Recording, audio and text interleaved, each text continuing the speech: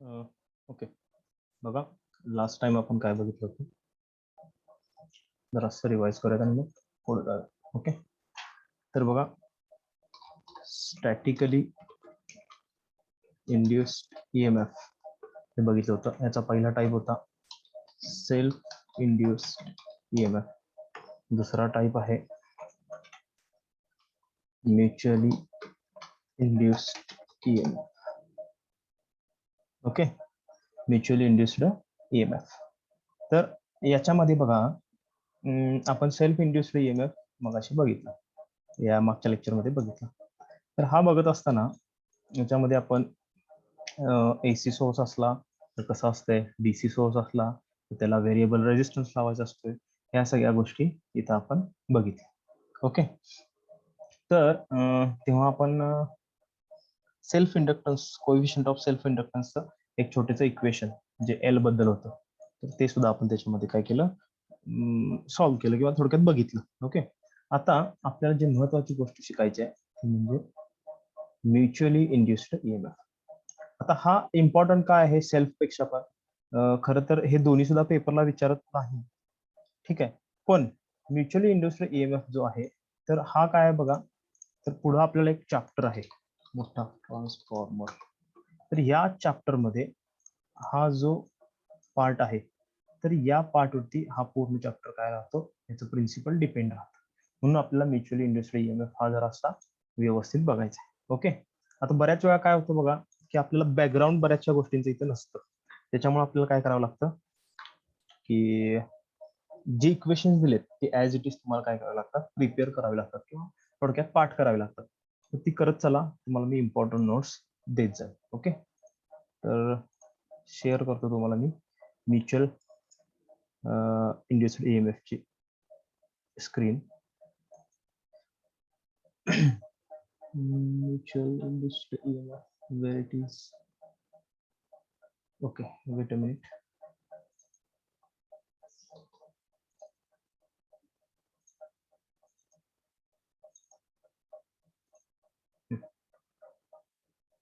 Okay, ही इथं diagram आलेली आहे आपल्याकडं, तर मी जरा वरती करतो, एक मिनिट आपण बघूया काय काय आहे. ठीक आहे, तर बघा इथं म्हटलंय setup to understand mutual induction. ठीक आहे, पेपरला विचारलं तर आपल्याला ही डायग्राम ड्रॉ करता आली पाहिजे. आता ही डायग्राम ड्रॉ करायच्या किंवा ही समजून घ्यायच्या अगोदर याचे दोन पार्ट पडतात. ठीक आहे, त्यासाठी मी इथं मध्ये ही लाईन काय करतो, ड्रॉ करतो. ओके, बघूया. ओके, बघा इथं तुम्हाला दोन गोष्टी दिसतात, एक म्हणजे कॉईल C1 दिसते आणि इकडे दिसते ती कॉईल C2 दिसते. ह्या कॉईल C1 चे जे टर्न आहेत, नंबर ऑफ टर्न्स ते N1 आहेत. या कॉईल 2 चे जे आहेत ते N2 आहेत. ओके, या कॉईल 1 चा जो फ्लक्स आहे तर तो इथं इथं दिलाय बघा, इथं तो काय आहे, मी इथं लिहितो phi1. ओके, त्याच्यानंतर काय बघा, हा इथून जाणारा जो करंट आहे तर तो आहे I1. ओके, त्याच्यानंतर हा इथं दाखवलाय तर तो दाखवलाय फक्त I दाखवलाय. ओके, हा SW म्हणजे स्विच, मग सांगितल्याप्रमाणे. ओके, हा इथं काय आहे, DC सोर्स दाखवलाय. Okay, DC source. आता DC मगाशी काल लेक्चर मध्ये सांगितल्याप्रमाणे काय, जर DC सोर्स असेल तर तिथला करंट चेंज व्हायसाठी आपल्याला नक्कीच तिथं काय ठेवावा लागतो, तर व्हेरिएबल रेजिस्टन्स, तो इथं R म्हणून दाखवला. इथं म्हटले variable resistance to adjust current. Okay, त्याच्यानंतर बघा हा झाला पार्ट 1. पार्ट 2 मध्ये कॉईल 2 C2 N2 हा टोटल I, इथं म्युच्युअल फ्लक्स phi2 म्हटले, तो काय असतो तो बघू. आणि इथं मात्र काय केलंय, इथं तुमचा सोर्स नाही आहे तर इथं काय आहे, हे गॅल्व्हॅनोमीटर. आता गॅल्व्हॅनोमीटर काय करत असतं, तर बघा गॅल्व्हॅनोमीटर काय असतं, गॅल्व्हॅनोमीटरला एक असा पॉइंटर असतो आणि जी नल पोझिशन असते किंवा जी झिरो पोझिशन असते तर ही अशी सेंटरला असते. आणि जेव्हा जेव्हा काय होतं की डिफ्लेक्शन येतं, म्हणजे थोडक्यात इथं जेव्हा जेव्हा EMF प्रोड्यूस होतो, ठीक आहे, तर तेव्हा तेव्हा ते एकतर इकडं डिफ्लेक्ट करतं किंवा एक तर इकडे डिफ्लेक्ट करतात. मग ते मुवमेंट वरती डिपेंड असतं. ठीक आहे, आता इथं काय दाखवलं, इकडे राईट साईडला मुवमेंट दाखवली. ओके, म्हणजे थोडक्यात लक्षात घ्या, हे तुम्हाला सांगण्यामागचं कारण काय, तर जी शक्यतो आपले मीटर्स असतात ही इकडून काय करतात, लेफ्ट साईडला स्टार्ट करतात, इकडे 0 असते आणि इकडच्या साईडला काय असते, मॅक्झिमम असते. पण ह्या गॅल्व्हनोमीटर मध्ये काय असते, सेंटर पोझिशन कशी असते, नल पोझिशन असते. ठीक आहे, बघूयात पुढं इथं अजून काय काय. तर बघा या सगळ्या गोष्टी लक्षात आल्या का. बघा गॅल्व्हनोमीटर आहे कशासाठी, तर करंट म्हणजे थोडक्यात इथे ईएमएफ प्रोड्यूस झाला का हे बघण्यासाठीचं उपकरण म्हणजे गॅल्व्हनोमीटर. ओके, तर हे सगळं आहे. तर ह्या सगळ्यामध्ये ही जी मध्ये मी रेड लाईन ड्रॉ केले, तर ही का केले, त्याचे दोन पार्ट पडतात. आता तुम्हाला एक गोष्ट अशी लक्षात येईल की ही जी कॉईल C1 आहे, ओके, ही कॉईल C1 आणि ही कॉईल C2, ह्या दोन्हीमध्ये कुठल्याही प्रकारचं काय नाही, इलेक्ट्रिकल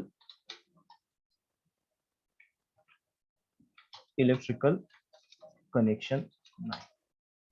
आपण त्याला काय म्हणू, no electrical connection between C1 and C2. हे वाक्य नेहमी लक्षात ठेवायचं, हे पुढे उपयोगाला येतं.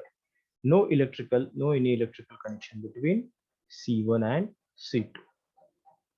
ठीक आहे, इथं कुठल्याही प्रकारचे इलेक्ट्रिकल कनेक्शन नाही.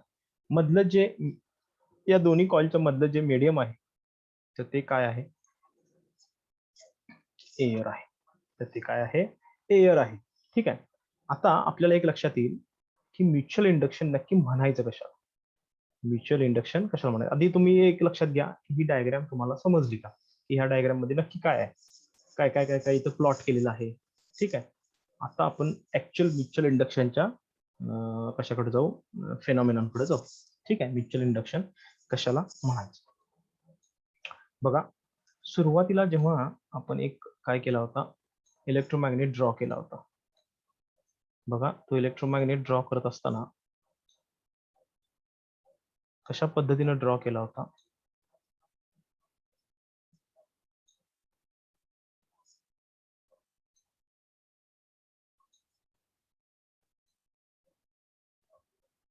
बघा एसी सोर्स आला, इथून असा हा जाणारा करंट आला. ठीक आहे, त्यानंतर हे बघा हे असे काय आले, याचे नंबर ऑफ टर्न्स आले, इथं काय आले, नंबर ऑफ टर्न्स आले, आणि याच्या भोवती तयार होणार हे मॅग्नेटिक फील्ड आलं. याच्या भोवती तयार होणार काय आलं, मॅग्नेटिक फील्ड आलं. ओके, अशीच सेम मी आता ड्रॉ केले, हीच डायग्राम तुम्ही या ठिकाणी बघू शकता. अशी सेम डायग्राम तुम्ही या ठिकाणी, फक्त इथं काय आहे बघा की डीसी सोर्स दिलाय आणि डीसी सोर्स चेंजिंग पाहिजे असल्यामुळे आपण इथं व्हेरिएबल रेजिस्टन्स काय केलाय, ऍड केलाय. एवढाच ह्याच्यामध्ये काय केलाय, फरक केलाय. नाहीतर डायग्राम ह्या आपल्या इलेक्ट्रोमॅग्नेट सारखी आहे. ओके, आता म्युच्युअल इंडक्शन कशाला म्हणायचं, तर ह्या कॉईल C1 च्या इन्फ्लुएन्स मध्ये, इन्फ्लुएन्स म्हणजे काय की आपण सुरुवातीला बघितलं बघा, मॅग्नेटिक फील्ड कशाला म्हणायचं. मॅग्नेटिक फील्ड कशाला म्हणतात की ते मॅग्नेटच्या ज्या मॅग्नेटिक लाईन्स आहेत या कुठपर्यंत जात आहेत, किंवा थोडक्यात त्याचा एरिया किती आहे, थोडक्यात आपण सोप्या भाषेत म्हटलं त्याची रेंज किती आहे, तर ती म्हणजे काय, मॅग्नेटिक इन्फ्लुएन्स. तर ह्या मॅग्नेटिक इन्फ्लुएन्स मध्ये जेव्हा आपण कॉईल C2 ठेवतो, जेव्हा आपण काय करतो, कॉईल C2 ठेवतो, तेव्हा बरोबर अपोजिट डिरेक्शन, अपोजिट रिएक्शन होते. आता अपोजिट रिएक्शन म्हणजे काय ती सांगतो. बघा इथं काय झालंय, आपण डीसी सोर्स दिलाय, त्याच्यानंतर I1 तयार झालाय. ठीक आहे, तो ह्या कॉईल मध्ये फिरलाय आणि मग इथं Φ1 तयार झालाय. मी काय म्हटलं, इथं आपण सोर्स दिलाय, सोर्स दिल्यानंतर I1 तयार झालाय, I1 दिल्यानंतर हा I1 याच्यामधनं फिरलाय आणि मग याचा मॅग्नेटिक फ्लक्स Φ1 तयार झालाय. हे आतापर्यंत आपण बघत आलो. आता मी काय म्हटलं की ह्याच्या इन्फ्लुएन्स मध्ये जर तुम्ही कॉईल 2 ठेवला, त्या कॉईल 2 ला कुठल्याही प्रकारचा सोर्स नाही, त्या कॉईल 2 ला काय नाही, कुठल्याही प्रकारची एनर्जी आपण प्रोव्हाइड केलेली नाही, सोर्स प्रोव्हाइड केलेला नाही, पण ही याच्या इन्फ्लुएन्स मध्ये ठेवला. आता काय होतंय की ह्या कॉईल C1 चे काही फ्लक्स आहेत, बघा इथं वरती दिसत आहेत बघा तुम्हाला, हे हे हे हे हे हे तुम्हाला असे दाखवत आहेत. कॉईल C1 चे काही फ्लक्स आहेत, हे काय होतात, कॉईल 2 बरोबर काय होतात, तर लिंक होतात. कॉईल 2 बरोबर काय होतात, लिंक होतात. आणि तेव्हा काय तयार होतो, तर ह्या कॉईल 2 मध्ये phi2 तयार होतो. कॉइल 2 मध्ये काय तयार होतो? phi2 तयार होतो आणि हा phi2 तयार झाल्यामुळं इथं ईएमएफ इंड्यूस होतो. इथं काय तयार होतो? ईएमएफ तयार होतो. म्हणजे जसं C1 मध्ये प्रोसेस घडत होती, बरोबर त्याच्या उलटी प्रोसेस कुठं घडते आपल्याला C2 मध्ये घडते. आता म्युच्युअल इंडक्शन कशाला म्हणायचं हे समजलं काय बघा. जेव्हा आपण काय करतो, एखाद्या कॉइल C1 ला इलेक्ट्रिक सप्लाय देतो आणि तिच्या जवळ विदाउट एनी इलेक्ट्रिकल कनेक्शन आपण दुसरी कॉइल ठेवतो आणि त्या दुसऱ्या कॉइल मध्ये ईएमएफ इंड्यूस होतो. कशामुळे? तर कॉइल C1 चे जे फ्लक्सेस आहेत हे कॉइल C2 बरोबर लिंक झाले, त्या ठिकाणी त्याचा phi2 हा फ्लक्स तयार झाला आणि त्यामुळं कॉइल C2 मध्ये काय झाला? ईएमएफ इंड्यूस झाला आणि तो आपल्याला कशामध्ये दिसला? तर ह्या गॅल्व्हॅनोमीटरच्या डिफ्लेक्शन नुसार कळून आला. तर याला काय म्हणायचं असते? Mutual induction. याला काय म्हणायचं? Mutual induction. ओके, बघा लक्षात येते का? याला काय म्हणायचं? Mutual induction.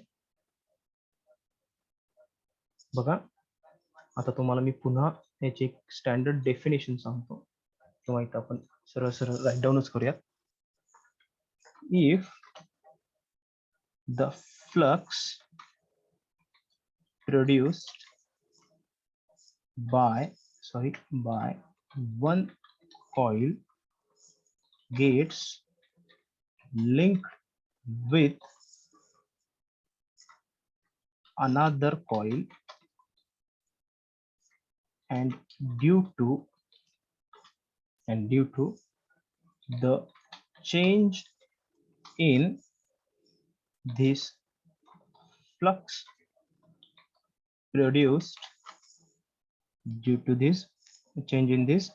produced by coil C1 if there is induced EMF in the second coil, then such EMF is known as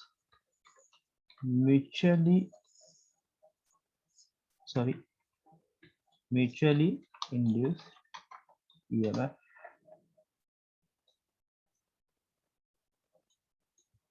Wait, color change होतो complete.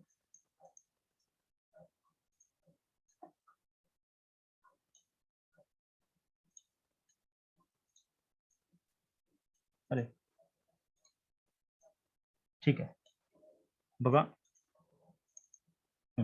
If the flux produced by one coil gets linked with another coil and due to change in this flux produced by coil C1, if there is induced EMF in the second coil, then such EMF is known as mutually induced EMF. आता हेच तुम्हाला मी सोप्या भाषेत सांगितलं होतं की C1 ला जर इलेक्ट्रिकल सप्लाय दिला, तिथं phi1 प्रोड्यूस झाला आणि हा phi1 C2 बरोबर लिंक झाला, तर त्या ठिकाणी phi2 तयार होतो आणि हा phi2 तयार झाल्यामुळं सेकंड कॉइल मध्ये करंट प्रोड्यूस होतो किंवा ईएमएफ प्रोड्यूस होतो. त्याला काय म्हणतात? Mutually induced EMF. म्युच्युअली म्हणजे काय? जवळपास असणार. एक गोष्ट नेहमी या गोष्टीसाठी लक्षात ठेवायची, ह्या प्रॉब्लेमसाठी किंवा ह्या इक्वेशनसाठी किंवा ह्या फेनॉमेनॉनसाठी, तर ती म्हणजे काय? ह्या दोन्ही कॉइलमध्ये कुठल्याही प्रकारचं इलेक्ट्रिकल कनेक्शन नसतं. ह्या कॉइल मॅग्नेटिकली कपल्ड असतात. कशा कपल्ड असतात? मॅग्नेटिकली कपल्ड असतात, पण याच्यामध्ये कुठल्याही प्रकारचं इलेक्ट्रिकल कनेक्शन असत नाही. यामध्ये कुठल्याही प्रकारचं इलेक्ट्रिकल कनेक्शन असत नाही. ओके, ठीक आहे. बघा ही गोष्ट तुमच्या लक्षात आली का? आता आपण पुढे जाऊया.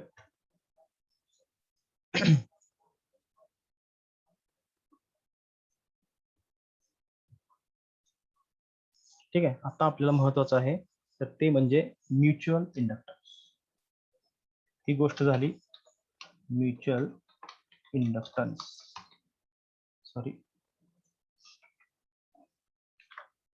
Mutual inductance. तर ही गोष्ट आपल्याला बघायची. आता ही कशाला डिनोट करतात? तर कॅपिटल एम. ही कशाला डिनोट करतात? तर capital M. Okay, mutual inductance. मग जसा सेल्फ इंडक्टन्स होता एन न डिनोट करत होते, तर हा असा कशाने डिनोट करतात, कॅपिटल एम. ओके, तर बघा मी मगाशी सांगितल्याप्रमाणे की दोन गोष्टी आपण इथे लिहूयात फार तर. बघा, both C1 and C2 coils are magnetically coupled. दुसरं आपण लिहूया, there is no any electrical connection between C1 and C2. बघा, ह्या गोष्टी तुम्ही नोट डाऊन करून घ्या. ठीक आहे, ह्या इम्पॉर्टंट आहे. ओके, तर म्युच्युअल इंडक्शन साठीचं पहिलं जे इक्वेशन आहे ते कसं लिहिलं जातं, M is equal to, sorry आता हे हातानेच लिहिलं पाहिजे, टाईप नाही होणार. ओके, बघा पहिलं इक्वेशन कसं लिहिलं जातं, M is equal to N2 phi2 upon I1. आता ही डायग्राम कन्सिडर करून लिहायचं आहे, N2 phi2 अपॉन I1. हे कशासाठी झालं, तर म्युच्युअल इंडक्टन्स साठी झालं. हे कशासाठी झालं, म्युच्युअल इंडक्टन्स साठी. त्याच पद्धतीनं आपल्याला अजून कशासाठी लिहायचं आहे, म्युच्युअली मगासारखंच इंड्युस्ड ईएमएफ साठी. तर ते आपण कसं लिहू शकतो, बघा E2. आता E2 का म्हटलंय, तर म्युच्युअल इंड्युस्ड ईएमएफ कुठं असणार आहे, तर कॉइल 2 मध्ये असणार आहे, म्हणून त्याला E2 असं प्रोनाउन्स केलं. बघा मगासारखंच मायनस एम, बरोबर आहे, minus M D I1 divide by dt. ईएमएफचं युनिट काय असतं, व्होल्ट्स. ईएमएफचं युनिट काय असतं, व्होल्ट्स. बघा लक्षात येते का तुमच्या, इथं काय काय केलंय, तर नॉर्मली म्युच्युअल इंडक्टन्स इक्वेशन लिहिलंय, M is equal to N2 phi2 upon I1. आणि म्युच्युअल इंड्युस्ड ईएमएफचं इक्वेशन कसं लिहिलंय, स्मॉल E2. E2 का लिहिलं, तर म्युच्युअल इंड्युस्ड ईएमएफ हा कॉइल 2 मध्येच असणार आहे, त्याच्यामुळे E2 is equal to minus M. आता मायनस एम साइन का, तर मगाशीच आपण बघितलं इंडक्टन्स हा काय असतोय, इथल्या करंट चेंजला काय करतोय, अपोज करतोय. मग तो सेल्फ इंडक्टन्स का असेना किंवा म्युच्युअल का असेना, इथला जो म्युच्युअल इंडक्टन्स आहे किंवा ती जी प्रॉपर्टी आहे ती सुद्धा काय करणार आहे, इथल्या करंट चेंजला नक्कीच अपोज करणार आहे. म्हणून ही तुम्हाला काय दिसते, इथं मायनस साइन दिसते. Minus M into di/dt. याचा अर्थ काय, I1 changes with respect to time, with respect to time. Okay, इतकं लक्षात आलं. ठीक आहे, आता महत्वाचं इक्वेशन बघा, मगासारखंच expression, sorry expression for mutual inductance. आता हे काय करायचं आहे बघा, की मगाशी जसं आपण डिराईव्ह केलं म्हणण्यापेक्षा एक्सपांड केलं छोट्या छोट्या गोष्टींसाठी, तर तसंच आपल्याला इथे काय करायचं आहे, एक्सपांड करायचं. बघा, M is equal to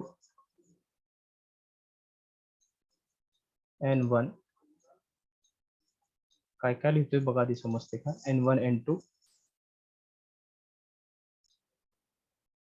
mu naught mu R1 into A1 divide by L1. और किंवा हे एक पद्धतीने झालं, किंवा अजून काय लिहू शकतो आपण, काळजी करू नका कुठलेही इक्वेशन विचारत नाहीत, पण ही माहित असणं ही तितकंच गरजेचं आहे. और N1 N2 सॉरी पुन्हा लिहूयात बघा N1 N2 mu naught mu R2 A2 divide by L2. आता दोन्हीकडे बघितलं तुमच्या एक गोष्ट लक्षात येईल. एक minute. Okay. N1 N2 N1 N2 mu naught ह्या कशा आहेत कॉमन आहेत. ठीक आहे. पण mu R1 A1 mu R2 A2 L1 L2 ह्या मात्र चेंज आहेत. म्हणजे घेताना कसे घेतात बघा. एक तर तुम्ही कॉईल 1 साठी घेऊ शकता. बघा ह्या गोष्टी कशासाठी घेऊ शकता. कॉईल 1 साठी घेऊ शकता किंवा तुम्ही ह्या गोष्टी कशासाठी घेऊ शकता कॉईल 2 साठी. इथं 2 2 2 आले म्हणजे काय तर हे कॉईल 2 साठी. 1 1 आले हे कशासाठी कॉईल 1 साठी. ओके. आता याच्यामध्ये तुम्ही काय लिहू शकता बघा टेक्स्ट मध्ये सगळ्यात पहिलं ते म्हणजे काय N1, N2 is equal to N1 N2 काय आहेत number of turns for C1 and C2. बरोबर आहे. अजून काय लिहू शकता A1, A2 हे काय आहेत क्रॉस सेक्शनल एरियाज C1 आणि C2 साठी ते तुम्ही लिहा. ओके. आणि थर्ड L1, L2 L2 हे काय आहेत length of the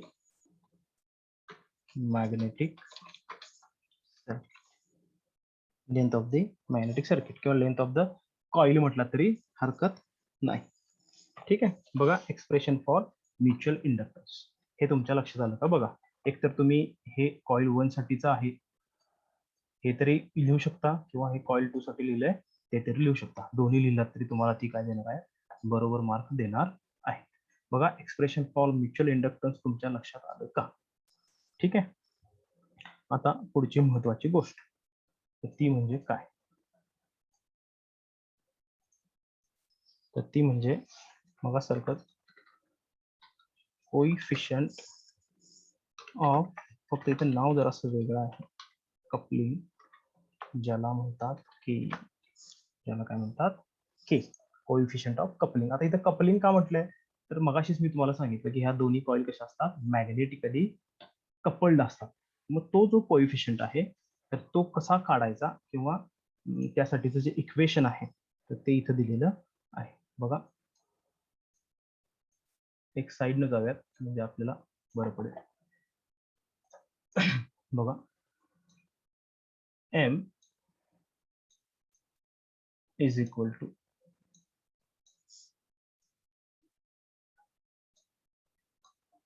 N2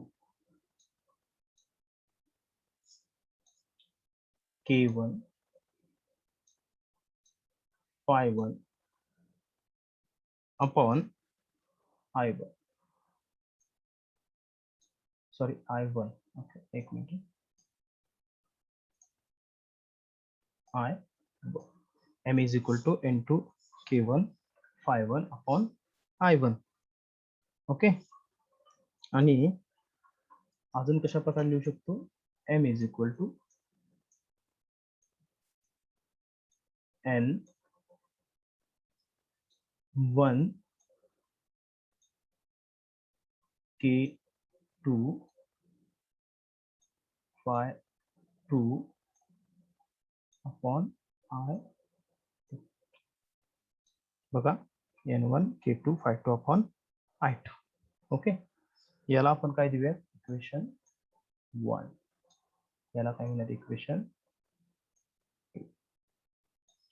okay. आता काय म्हटलंय तर इक्वेशन 1 मल्टिप्लाइड बाय इक्वेशन 2. आता आपल्याला काय करायचं आहे, इक्वेशन 1 मल्टिप्लाय बाय इक्वेशन 2 काय येईल बघा, LHS m square is equal to काय येईल, n1 n2 k1 k2 y1 y2 upon i1 i2. फक्त काय केलं, मल्टिप्लिकेशन केलं. m square is equal to n1 n2 k1 k2 y1 y2 upon i1 i2. आता हे आपल्याला काय करायचं आहे, थोडस इक्वेशन रिअरेंज करायचं आहे. सॉरी, arrange the equation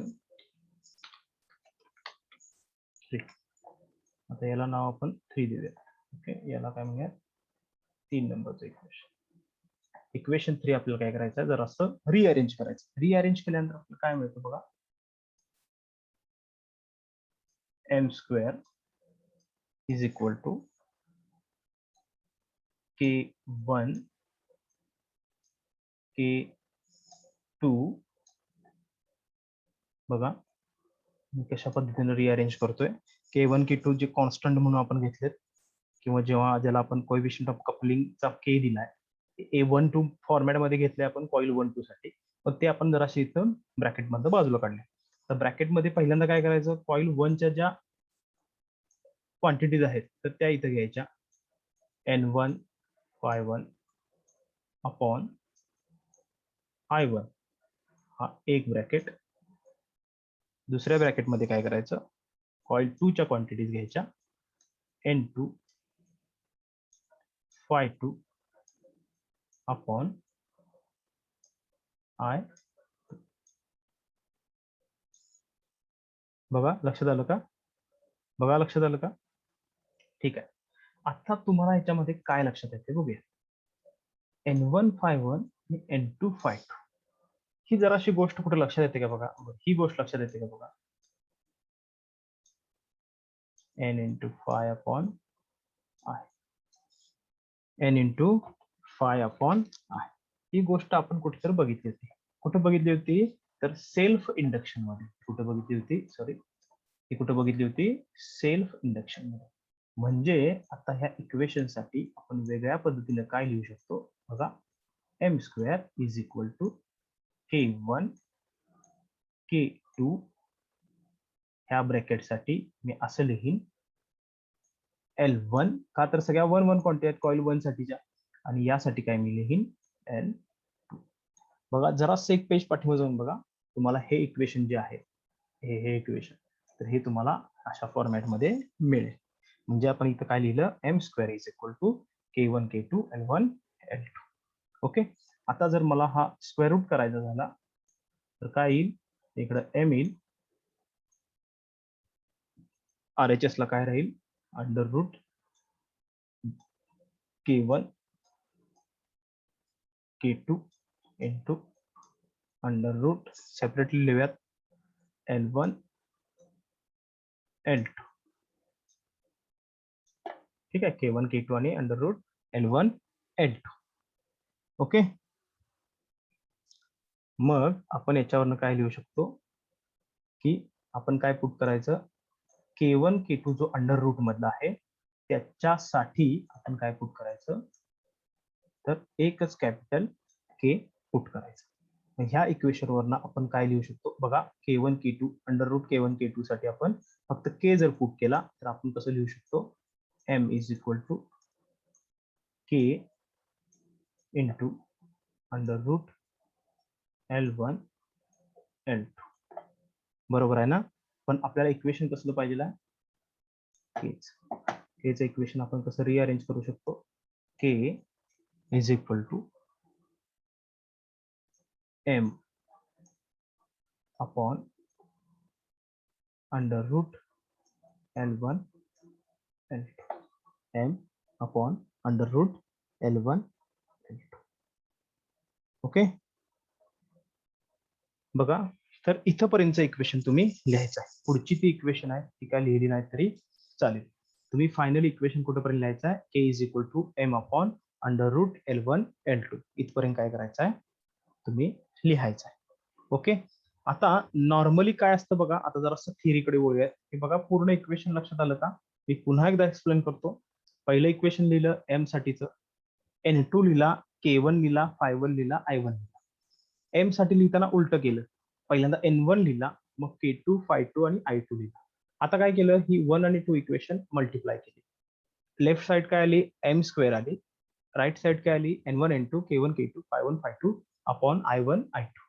आता आपण काय केलं, हे जे थर्ड नंबरचं इक्वेशन आलं तर त्याला रिअरेंज केलं. ते कसं केलं, M square is equal to K1 K2 बाहेर काढले आणि C1च्या आणि C2च्या प्रॉपर्टीज सेपरेट लिहिल्या कॉइलच्या.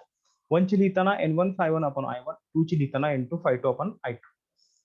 M square is equal to K1 K2 L1 L2 असं इक्वेशन आलं. आपण काय केलं, स्क्वेअर रूट केलं, M is equal to under root K1 K2 into under root L1 L2. पण आपण काय केलं, अंडर रूट K1 K2 ला के कन्सिडर केला, म्हणून आपल्याकडे इक्वेशन काय आलं, M is equal to K into under root L1 L2. पण आपल्याला इक्वेशन कुठल्या फॉर्म मध्ये पाहिजे आहे, के साठी पाहिजे आहे, म्हणून K is equal to M upon under root L1 L2 under root L1 L2.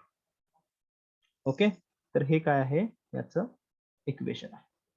ठीक आहे, आता दुसरी एक महत्वाची गोष्ट आहे, तर ती म्हणजे काय आहे बघा, मी इक्वेशन लास्टचं पुन्हा लिहितो आणि मग त्याच्यावरती आपण बघूया. हे एवढं लिहा आणि मग आपण कन्सिडर करू. ओके, बघा लास्टचं इक्वेशन मी लिहितो, के इज इक्वल टू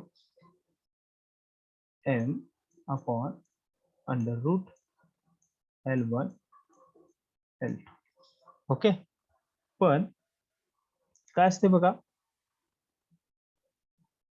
तर कॉईल C1 आणि C2 मधली जी मॅक्झिमम व्हॅल्यू असते, तर ती मॅक्झिमम व्हॅल्यू कशी रिप्रेझेंट करतात कोइफिशियंटची, तर बघा सॉरी इंडक्टन्सची, म्हणजे एम मॅक्स जो आहे तर तो कसा रिप्रेझेंट करतात, M max is equal to under root L1 L2 under root L1 L2.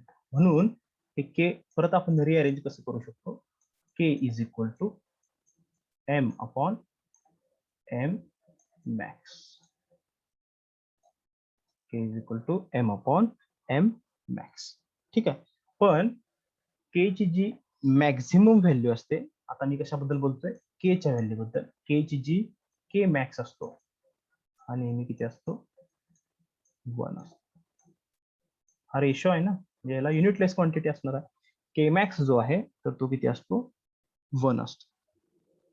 ठीक आहे, मग जर आपण के जर 1 कन्सिडर केला तर आपण काय लिहू शकतो, M max is equal to under root L1 L2. ठीक आहे, आता के मॅक्स बद्दल एक सांगायची गोष्ट म्हणजे हा जो कपलिंग कोएफिशियंट आहे किंवा के आहे हा नेहमी काय असतो, 1 असतो. आणि जर 1 असेल तर त्याला काय म्हणतात, TIGST टाईट कपलिंग. त्याला काय म्हणतात, टाईट कपलिंग. आणि जर 1 पेक्षा काय असेल, कमी असेल तर त्याला काय म्हणतात, लूज. त्याला काय म्हणतात, लूज कपलिंग. बघा पूर्ण इक्वेशन तुमच्या लक्षात आलं का? ठीक आहे, टाईट कपलिंग म्हणजे काय, जर के 1 असेल तर आणि 1 पेक्षा जर कमी असेल तर त्याला काय म्हणतात, लूज कपलिंग.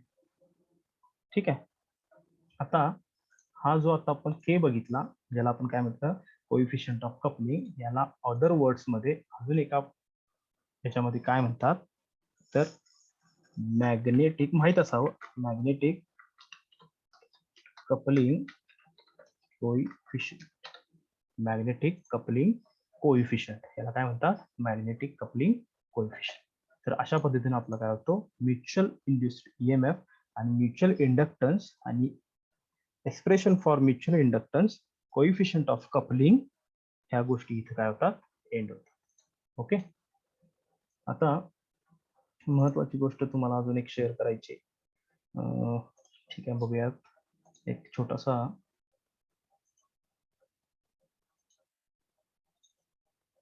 डिफरन्स आहे इथं आहे का बघतो. ठीक आहे.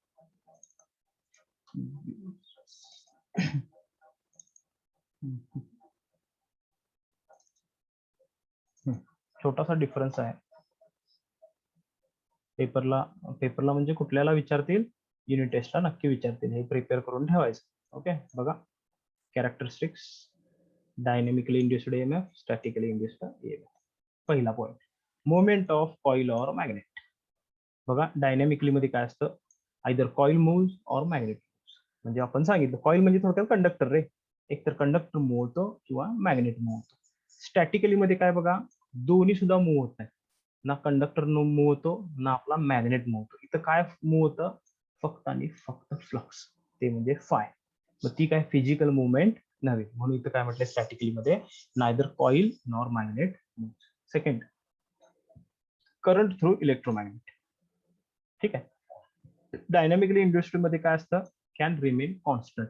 का कॉन्स्टंट असतो, तर या ठिकाणी आपले एकतर मॅग्नेट किंवा कॉईल मुवमेंट करत असते, म्हणजे फ्लक्स किंवा कंडक्टर मधली एक गोष्ट इथं जो कंडक्टर आहे तो मूव्ह करतोय.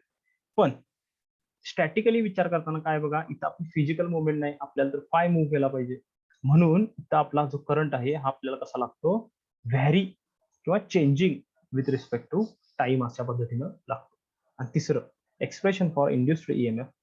डायनॅमिकली म्हणजे E is equal to BLV sine theta, आणि स्टॅटिकली मध्ये E is equal to minus L into DI/dt किंवा N dφ/dt. शक्यतो हे लिहित चला, -L DI/dt. हे पुन्हा कन्फ्युजन नको.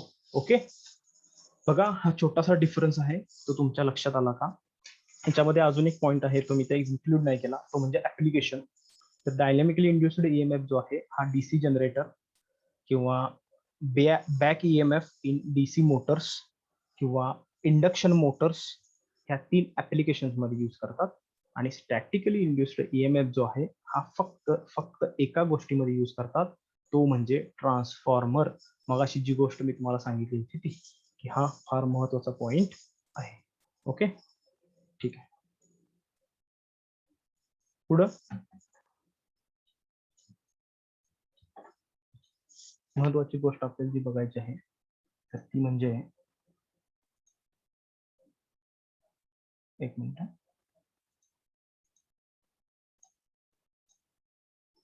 ठीक आहे. पुढे जी महत्वाची गोष्ट बघायची आहे, सगळ्यात महत्वाचा पॉइंट जो आहे हा पेपरला 100% विचारतात, तो म्हणजे BH कर्व. तो म्हणजे काय, BH कर्व. आता याच्यामध्ये B म्हणजे काय, तर फ्लक्स डेन्सिटी. B म्हणजे काय, फ्लक्स डेन्सिटी, आपण पूर्वी शिकलो तेच. H म्हणजे काय, field strength. Sorry, STRGTH. Okay, field strength. तर ह्या B आणि H चा जो ग्राफ असेल बघा, हा इकडं B आणि हा इकडं H, ह्या दोन्ही मधला जो काय असा असेल किंवा काही जो ज्या प्रकारचा असेल, असा असेल, तो जो काय ग्राफ आहे तर त्याला काय म्हणायचं, BH कर्व. त्याला काय म्हणायचं, BH कर्व. ओके, किंवा त्याला अजून एक हे आहे, नाव आहे, तर ते म्हणजे काय, या BH कर्वला अजून एक नाव आहे, ते म्हणजे मॅग्नेटायझेशन कर्व.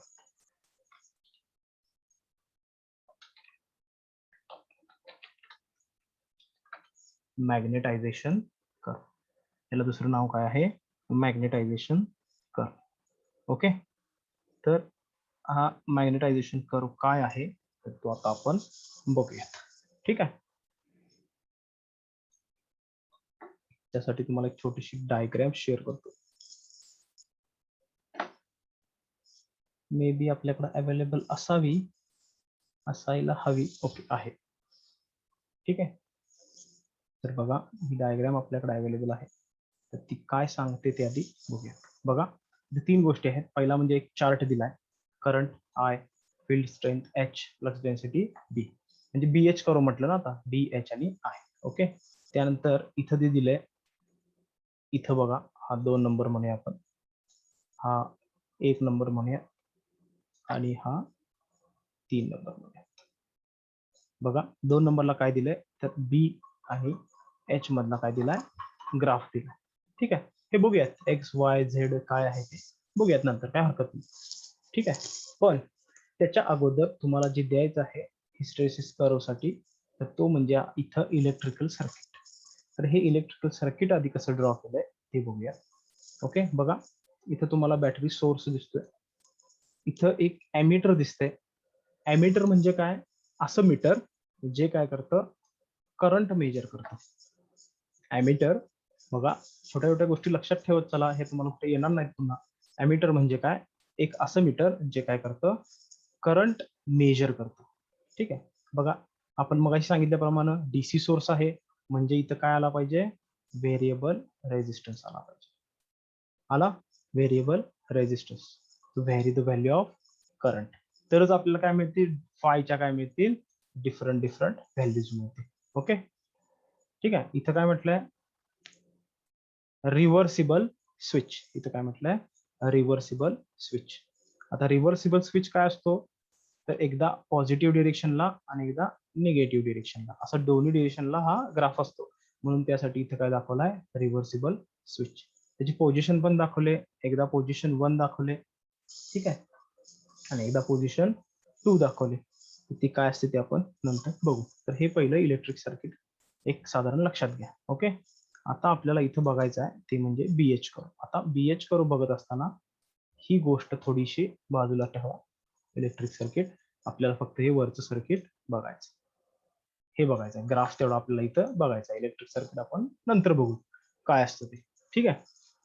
तर बघा ग्राफ दाखवत असताना एक्स ऍक्सिस वरती तुमची फील्ड स्ट्रेंथ दाखवली H, त्याचं युनिट काय असतं, ampere turns per metre. Y axis वरती फ्लक्स डेन्सिटी दाखवली किंवा बी म्हणतात त्याला, त्याचं युनिट काय असतं, weber per metre square. Flux डेन्सिटीचं युनिट काय असतं, वेबर पर मीटर स्क्वेअर. ठीक आहे. आता काय असते बघा, एखादं मॅग्नेटिक मटेरियल आपण घेतलं, एखादं काय केलं, मॅग्नेटिक मटेरियल घेतलं. बघा मी काय समजतोय तुम्हाला सांगतो, लक्षात येते का. बघा हे मटेरियल घेतलं असं, या मटेरियल वरती काय केलं, आपली बेसिक डायग्राम असते, जास्त डायग्राम आपल्याला नसतात.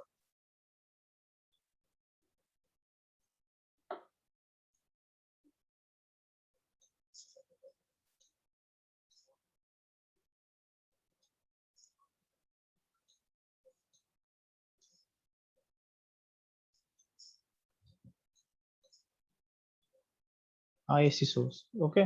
हा इथून जाणारा आहे आणि हे इथं काय, हे आपलं नेहमीसारखं अशा कॉइल्स, अशा कॉइल्स. आता आय मुळे काय होणार, इथं फाय तयार होणार. आय मुळे काय होणार, फाय तयार होणार. आणि हे मटेरियल जे आहे पूर्णपणे मॅग्नेटिक, बरोबर आहे ना.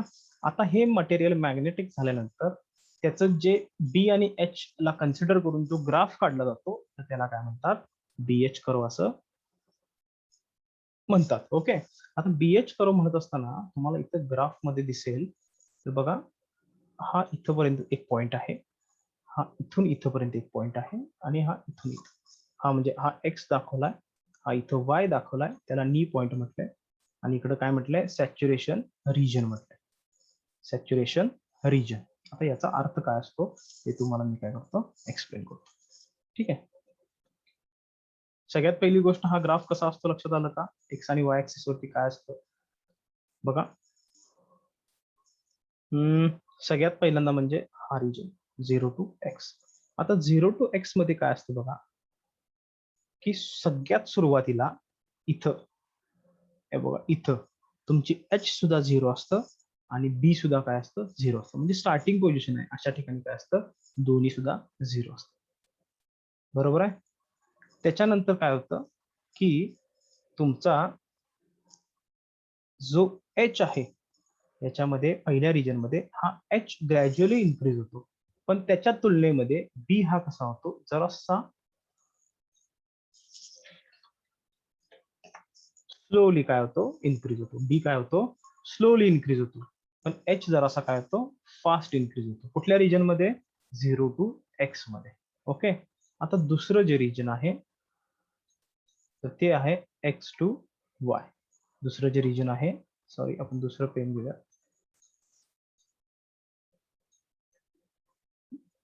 दुसरं जे रिजन आहे तर ते आहे x to y. आता x to y मध्ये काय होतं की हे एक प्रकारचं लिनियर रिजन आहे. आता लिनियर कशाला म्हणतात बघा, जेव्हा ग्राफ असा असतो म्हणजे काय की तुमची x ऍक्सिसची क्वांटिटी आणि y ऍक्सिसची क्वांटिटी एका सेम प्रपोर्शन मध्ये किंवा एका सेम क्वांटिटी मध्ये इन्क्रीज होतात.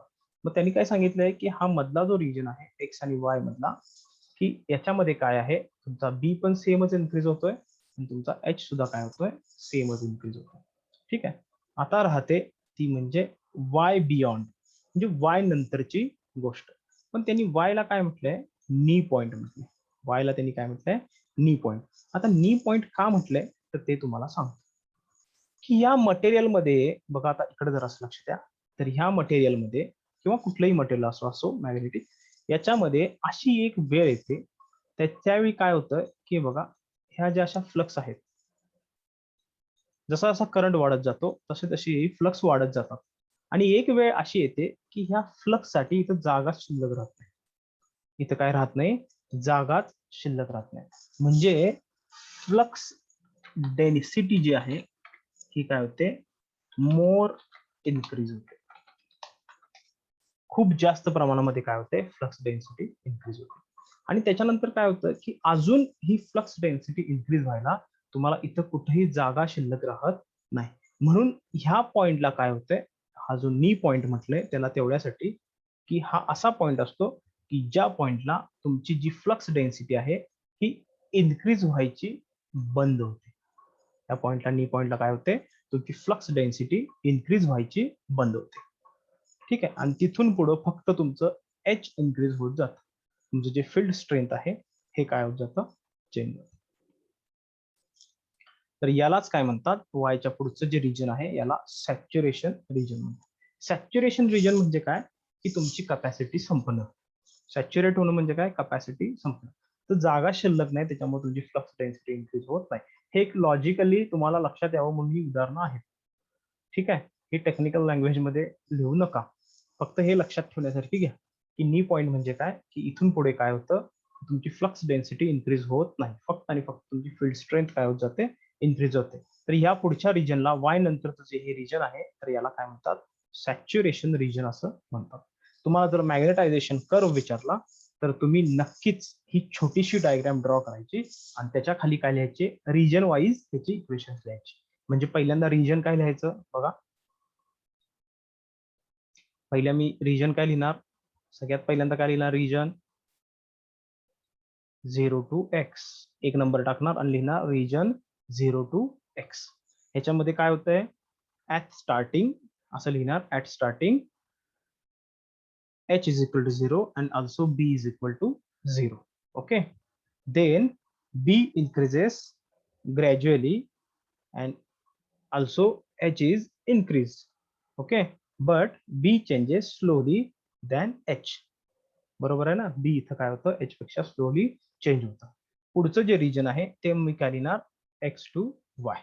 एक्स टू वाय लिहित असताना मी काय लिहिणार की in this region both B and H are increase linearly. म्हणजे काय, दोन्ही सुद्धा सेम व्हॅल्यूनं काय होत आहेत, इन्क्रीज होत आहेत. त्याच्यानंतर मी काय लिहिणार, नी पॉइंट. नी point at a point which the flux density cannot be increase.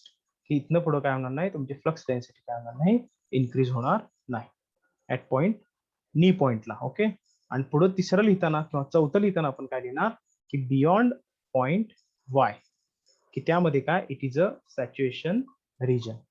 मग हे वाक्य आपण आहे असं लिहू शकतो, B does not change even if H change.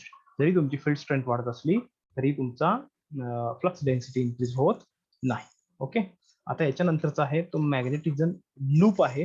हा आपल्या चॅप्टर मधला शेवटचा पॉइंट आहे, तर तो आपण नेक्स्ट लेक्चरला बघू. ओके.